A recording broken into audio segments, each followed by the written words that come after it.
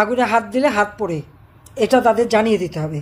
আমি যেখানেই থাকি, এই বাংলাদেশই আমার, এই দেশ আমার বাবা স্বাধীন করে দিয়ে গেছে। ইউনূসের একটা দোষ আছে, মানুষের কাজ চুরি করা। যেমন ক্ষমতা চুরি করেছে, ডাকাতি করে ক্ষমতা নিয়েছে, ওইভাবে কামচোর আমাদের করা কাজগুলিকে সব চুরি করে এই ইউনূস চোরা সেগুলি নিয়ে আবার স্বপ্ন দেখে। তার এক মাইক লাগানো আছে, তার প্রেস সেক্রেটারি বানিয়ে মিথ্যা কথা বলে জাতীয় আন্তর্জাতিকভাবে খুব দাম বাড়াতে চেষ্টা করে। জঙ্গিদের হাতে নিয়ে ইউনূস কিন্তু ক্ষমতা দখল করেছে। চারিদিকে যখন নির্বাচনের দাবি উঠছে, সে কিন্তু নির্বাচন করতে চাচ্ছে না। এত মানুষ মারা গেছে, কিভাবে নির্বাচন করবে? মানুষ মেরেছে, মানুষ তো হত্যা করেছে। এই আমাদের স্বরাষ্ট্র উপদেষ্টার ভাষায় তাদের প্রিয় পোড়া পান্ডা, অপকর্মগুলি তো তারাই করেছে, নিজেরাই মানুষ খুন করেছে। তারা কিন্তু নির্বাচন কথা বলে না। যে আইসিটি, ইন্টারন্যাশনাল ক্রাইম ট্রাইব্যুনাল, যেটা যুদ্ধ অপরাধীদের বিচারের জন্য করা, আজকে সেটাকে আবার এই অবৈধভাবে ক্ষমতা দখলকারী ইউনূস এক্সিকিউটিভ পাওয়ার দিয়ে সেখানে সংশোধনী এনে সেখানে মামলা দেওয়া হয়েছে। সেই মামলায় আমার ভিতরে তো প্রায় 450 মতো মামলা, তারপর অগণিত আওয়ামী লীগের নেতা কর্মীদের বিরুদ্ধে মামলা, সেখানে পুলিশ বাহিনী, সশস্ত্র বাহিনী কেউই রেহাই পাচ্ছে না, সবার বিরুদ্ধে মামলা, বিচারের নামে প্রহসন করা হচ্ছে। এবং কি দেখা গেল, যুদ্ধ অপরাধীদের বিচারে, যখন আমরা এই যুদ্ধ অপরাধীদের বিচার করেছি, সেই বিচারে ডিফেন্সের যারা ছিল, ডিফেন্স টিমের সাথে যে কাজ করেছে, সেই হয়ে গেছে এখন চিফ প্রসিকিউটর। আর যে দলটা নিষিদ্ধ ছিল, জিয়াউর রহমান যাদেরকে সংবিধানের 12 অনুচ্ছেদ এবং 38 অনুচ্ছেদের অংশবিশেষ মার্শাল অর্ডিন্যান্সের মাধ্যমে সংশোধন করে এদেরকে রাজনীতি করার সুযোগ দিয়েছিল, সে জামায়াত ইসলামী, তাদেরই দলের লোক, তারাই হয়েছে এই আইসিটির চেয়ারম্যান এবং চিফ প্রসিকিউটর। যারা যুদ্ধ অপরাধীদের পক্ষে ছিল, তারা যদি চিফ প্রসিকিউটর হয়, তো সে মামলার রায়তে এমনি জানা যায়। সেখানে কি ন্যায় বিচার হবে? আমরা কি ন্যায় বিচার পাবো? বাংলাদেশের জনগণ কি ন্যায় বিচার পাবে? তা তো পাবে না। এবং সেটা প্রমাণ আজকে আপনারা দেখেন, সেই একজন যুদ্ধ অপরাধী আজহার, সে তো সেই আল বদর বাহিনীর প্রধান ছিল রংপুরে, মেয়েদেরকে তুলে ধরে পাকিস্তানি হানাদার বাহিনীর কাছে তুলে দিত, এবং প্রেগনেন্ট মেয়ে, তাকে রেপ করে দিনের পর দিন রেপ করেছে। তার পেটের বাচ্চা তো নষ্ট হয়েছেই, তার জীবনটাই ধ্বংস করে দিয়েছিল। এবং এভাবে কয়েক শত মেয়েকে তারা সেনা ক্যাম্পে তুলে দেয়, এমনকি অনেকে গুলি করে হত্যা করে। এবং ওই অঞ্চলে, সেই নিশবেদগঞ্জ থেকে শুরু করে সারা অঞ্চলে মানুষকে তুলে ধরে গণহত্যা চালায়, মুক্তিযোদ্ধাদের গণহত্যা চালায়। এবং এর পুরোপুরি প্রমাণ রয়ে গেছে, এখন স্থানীয় লোকজন জানে আজাদের কুকীর্তির কথা, তা প্রমাণিত। অথচ সে সাজা পেয়েছিল, আজকে তাকে সেই সাজার থেকে মাফ করে দেওয়া হয়েছে এবং মুক্তি দেওয়া হয়েছে। অপরদিকে মুক্তিযোদ্ধাদের অপমান করা, তাদের গলায় জুতার মালা পরায়, শিক্ষকদের গলায় জুতার মালা পরায়, শিক্ষকদেরকে জোর করে পদত্যাগ করায়, মুক্তিযোদ্ধাদের অপমান করা হয়। আর যুদ্ধ অপরাধী, রেপিস্ট, যে পাশবিক অত্যাচার করেছে নারীদের উপর, এরা তখন এরকম বৃদ্ধ ছিল না, তারা তখন খুব যুবক ছিল। এটা সবার মনে রাখা উচিত। 53 বছর আগের কথা, তাদের বয়স তখন খুব অল্প, এবং তারাই আজকে তাদের গলায় ফুলের মালা দিয়ে বরণ করে নেওয়া হয়। কি অদ্ভুত দেশে আমরা বাস করি। আর যিনি আমাদের ডক্টর ইউনূস সাহেব, তারই বদৌলতে আজকে আন্তর্জাতিক যত সন্ত্রাসী জঙ্গি সংগঠনের সেই যে মূল হোতা এবং সেই যে বড় নেতা, এটা কিন্তু আজকে প্রমাণিত সত্য। অথচ মানুষকে, সারা বিশ্বকে সে বোকা বানিয়েছিল। যে গ্রামীণ ব্যাংক সরকারি টাকায় তৈরি করা, 6,000 টাকা বেতনে একটা এমডি পদে চাকরি করত, তারপর সে হাজার হাজার কোটি টাকার মালিক কিভাবে হলো? এটা আমি শুনেছি। এটা তো সকলে পারলে তদন্ত করে দেখেন, দেশে বিদেশে যারা আছে। একমাত্র আমেরিকা, সেই ল্যাটিন আমেরিকা থেকে শুরু করে আমেরিকার বিভিন্ন জায়গায় তার যে গ্রামীণ আমেরিকান ব্যাংক এবং বিভিন্ন তার ব্যবসা প্রতিষ্ঠান, সেখানে 17 বিলিয়ন মার্কিন ডলার তার বিনিয়োগ। এত টাকার মালিক সে। ফ্রান্সে শোনা যায় 2 বিলিয়ন ডলারের তার ব্যবসা, এবং সেখানে 2 না 3টে ব্যাংকের সাথে তার শেয়ার আছে। খুব মহামূল্যবান ফ্ল্যাট কিনা আছে নাকি প্যারিসে। আর বাংলাদেশে তো তার সম্পদের অভাব নাই। তিনটা ব্যাংকেরই রিপোর্টে ছিল 118 কোটি টাকার মালিক। তাছাড়া আরও বিভিন্ন জায়গায় যেমন 70 কোটি, কোথাও 46 কোটি, কোথাও নানাভাবে তার টাকা, অজস্র টাকার মালিক সে। পূর্বাচলে 10 কাঠা জমি নিয়েছিলাম আমরা, তার জন্য সেটাকে বিরাট অপরাধ হয়ে গেছে। তার জন্য একেবারে রেড অ্যালার্ট দেওয়া হয়। আমাদের ছেলে মেয়ে কেউ বাদ যায় না, জয়, পুতুল, ববি, টুলি প্রবন্ধী কেউ না, রিয়ানা, সবার বিরুদ্ধে মামলা। অপরাধ কি 10 কাঠা জমি? কেন আমরা কি অপরাধ করছি? আমাদের কি 10 কাঠা জমি পাবারও অধিকার নাই? আমাদের সব সম্পদ দিয়ে দিচ্ছে জনগণকে, আমাদের ছেলেমেয়ের কি কোনো অধিকার নাই? আর ইউনুসের তাহলে কি আছে শোনেন আপনারা।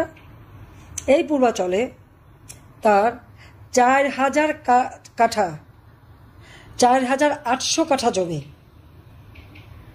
4800 কাঠা জমি, সেখানে সে রিসোর্ট করেছে নৈসর্গ নামে। তো পূর্বাচলে এত জমি সে কীভাবে নিল? কোন আইনের বলে, কোন পরিকল্পনা বলে সে নিয়েছে? তার জবাব দিতে হবে না? তার বিচার হবে না? তার হিসাব হবে না? উত্তরায় 5 একরের উপরে জমি।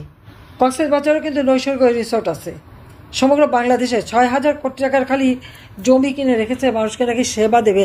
আজকে একটা সেবাও কি মানুষ পেয়েছে সেখান থেকে? চট্টগ্রামে 83 কাঠা জমি নিয়েছিল, 83 না 87 কাঠা জমি। কি আনন্দ স্কুল করবে, সেই স্কুলের চেহারা কেউ দেখেনি।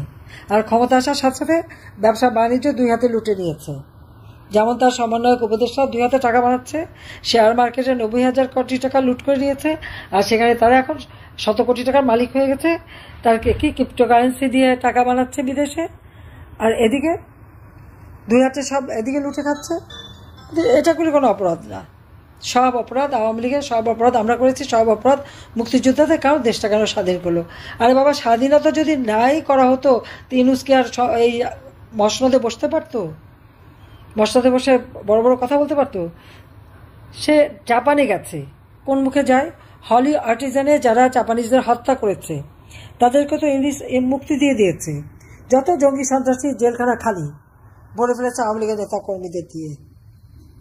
আবার মাতার বাড়ি, এই পরিকল্পনা তো আমার। এবং জাপান সরকার, জাপানের প্রাইম মিনিস্টার বাংলাদেশে এসেছিলেন, আমি তার দাওয়াতে জাপানে গিয়েছিলাম। $6 বিলিয়ন আমাদের একটা এমইউ সই হয়, যেটা লাইন অফ ক্রেডিট তিনি বাংলাদেশে বিনিয়োগ করবেন। সেই লাইন অফ ক্রেডিটে $6 বিলিয়ন আমাদের সাথে চুক্তি। এবং সেই জন্য মাতার বাড়িতে বিদ্যুৎ কেন্দ্র করে দিয়েছেন। সেখানে ডিপসি পোর্ট নির্মাণ হচ্ছে, কিছুটা চালু হয়ে গেছে, আরও এটা উন্নত মানের হচ্ছে। সেখানে একটা ইকোনমিক জোন হবে। এবং জাপানকে আমরা ঢাকা 2500-এ সেখানে আমরা জায়গা দিয়েছি, সেখানে জাপানি বিনিয়োগ হয়েছে। এবং কক্সবাজার, টেকনাফ, সাবরংয়ে সেখানেও তাদের একটা স্পেশাল ইকোনমিক জোন। এবং সেই সাথে সাথে আমাদের সি বিচ শুধুমাত্র মানে ফরেনারদের জন্য উন্নত মানের সি বিচ করে দেবে। আমাদের মহেশখালী দ্বীপের যে মাতার বাড়ি, সেখানে যেমন তারা ডেভেলপ করে দিচ্ছে, পাশাপাশি সোনাদিয়া দ্বীপে সেখানে ইকো ট্যুরিজম গড়ে উঠবে, সেই পরিকল্পনা রয়েছে জাপানের সাথে আমাদের। জাপানের সাথে আমাদের সেই সম্পর্ক রয়ে গেছে। এবং বিগ বি এই কর্মসূচির আওতায় ব্যাপকভাবে তারা এখানে বিনিয়োগে এসেছে। মেট্রো রেল জাপান করে দিয়েছে। কাজে এভাবে বিভিন্ন ডেভেলপমেন্ট ওয়ার্ক তারা করে দিচ্ছে জাইকার অর্থায়নে। আজকে আমি যে কাজগুলি করে যাচ্ছি অলরেডি চলমান, যেগুলি সম্পন্ন হচ্ছে বা হবে, এটা নাকি ইউনুস স্বপ্ন দেখেছে, করে ফেলেছে। স্বপ্ন দেখলো কোথায়, কখন? আর এই কাজগুলি তো আমি করেই দিয়েছি, ইতিমধ্যে কাজ করা হয়ে গেছে। তাহলে সে আবার স্বপ্ন দেখলো কি করে? ইউনুসের একটা দোষ আছে, মানুষের কাজ চুরি করে। যেমন ক্ষমতা চুরি করেছি, ডাকাতি করে ক্ষমতা নিয়েছি, ওইভাবে কাজ চুরি করতে পারে। আমার করা সন্দ্বীপে আমরা যে করে দিলাম ফেরি সার্ভিস, 3-4 মাসের মধ্যে ফেরি সার্ভিস করে ফেললো। বলতে পারবে এই ফেরি সার্ভিস করার জন্য কী করা লাগে আর কত দিন সময় লাগে? একটা ফেরি যে সাগরে চলবে সেটা তো আলাদাভাবে তৈরি করতে হয়। ফেরিটা যেখানে ভিড়বে সে পন্টুনটাও আলাদাভাবে তৈরি করতে হয়। সে ব্যাপারে তো কোনো কাজ আছে?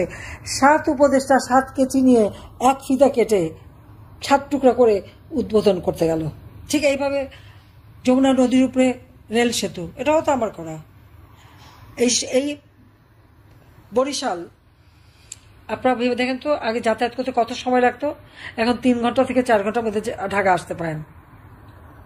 এখানে পদ্মা সেতুই শুধু না, তার আগে শিকারপুর, দ্বারিকা, গাবখান, কীর্তনখোলা, পায়রা নদীর উপর সব ব্রিজ কিন্তু আমার করে দেওয়া। প্রত্যেকটা সেতু আমরা কত নাম বলবো, সমস্ত সেতুগুলি এক এক করে করে রাস্তা করে দিয়েছি। এমনকি ভাঙ্গার থেকে রেল লাইন বরিশাল হয়ে ঝালকাঠি হয়ে একেবারে সেই মংলা বন্দর পর্যন্ত যাবে, সেটাও কিন্তু আমরা করে দিয়েছি। ইতিমধ্যে ঢাকা থেকে যশোর পর্যন্ত ফরিদপুর হয়ে রেল লাইন চালু হয়ে গেছে এবং সেটা একেবারে মংলা বন্দর পর্যন্ত প্রত্যেক নদী ব্রিজ করে, রেল ব্রিজ করে রেল চালু করে দিয়েছে এবং সেখানে হাইওয়ে করা, 6 লেন বিশিষ্ট হাইওয়ে হবে, যেটা ঢাকা থেকে একেবারে বরিশাল হয়ে মংলা বন্দর পর্যন্ত যাবে। সে পরিকল্পনাও কিন্তু আমাদের করা আছে। প্রত্যেকটা পরিকল্পনা আমি নিজে করে দিয়ে এসেছি। কাজ হয়তো সবগুলি শুরু করতে পারিনি এখনো, কিন্তু শুরু করার কথা ছিল। আমাদের করা কাজগুলিকে সব চুরি করে এই ইনুচোরা সেগুলি নিয়ে আবার স্বপ্ন দেখে। তার এক মাইক লাগানো আছে, তার প্রেস সেক্রেটারি বানিয়ে বানিয়ে মিথ্যে কথা বলে জাতীয় আন্তর্জাতিকভাবে খুব দাম বাড়াতে চেষ্টা করে। কাজে এর হাত থেকে দেশকে রক্ষা করতে হবে এবং তার জন্য সকলকে ঐক্যবদ্ধ হতে হবে। এবং আমি আপনাদের সেটি আহ্বান করব যে এভাবে বসে থাকে না। আজকে জেলখানা থেকে কোর্টে নেওয়ার সময় আমাদের নেতাকর্মীদের বাড়ে, আর আপনারা দাঁড়িয়ে দাঁড়িয়ে দেখবেন। কেন দাঁড়িয়ে দেখবেন? এখন থেকে যাকে যখনই নেওয়া হবে সেখানে লোক দাঁড়িয়ে থাকবে। যারা মারতে আসবে তাদের উপযুক্ত শিক্ষা দিয়ে দেবেন। উপযুক্ত শিক্ষা দিতে হবে, বাধা দিতে হবে। গেরিলা যুদ্ধ করে বাংলাদেশ স্বাধীন হয়েছে। কাজে যেভাবে পারেন এদেরকে শিক্ষা দেন, এটাই আমার নির্দেশ। আগে এই শিক্ষাটাই তাদের দিতে হবে। আগুনে হাত দিলে হাত পড়ে, এটা তাদের জানিয়ে দিতে হবে। মানুষ খুন করলে নিজেরও জীবন বিপন্ন হয়, এটা তাদের শিক্ষা দিতে হবে। এর থেকে আর কত বলবো? শুধু নির্দেশ চাইলে হবে না। আপনার ঘর পূর্বে আর আপনি নির্দেশে বসে থাকবেন যে আপনি তাদের প্রতিকার করবেন না বা তাদের বিরুদ্ধে ব্যবস্থা নেবেন, এটা তো হয় না। যেভাবে পারবেন প্রতিকার করতে হবে সেভাবেই করবেন, সেটাই আমার নির্দেশ হিসেবে মেনে নেবেন। আমি তো আছি আপনাদের সাথে, যখন যেটা লাগবে আমি তো দেখব। আমি যেখানেই থাকি এই বাংলাদেশই আমার, এই দেশ আমার বাবা স্বাধীন করে দিয়ে গেছে। লাখো শহীদের রক্তের বিনিময়ে স্বাধীনতা পেয়েছি। কাজে এটাকে নিয়ে হেলাখেলা আমরা করতে দিতে পারি না। এই দেশকে এই খুনি ইউনূসের হাত থেকে, জঙ্গিদের হাত থেকে উদ্ধার করতে হবে এবং ইনশাল্লাহ আমরা তা করতে পারবো, এই বিশ্বাস আমার আছে। সেই জন্য তো আল্লাহ বাঁচিয়ে রেখেছে। আল্লাহ এক একবার এক একটা ঘটনা থেকে বাঁচায়,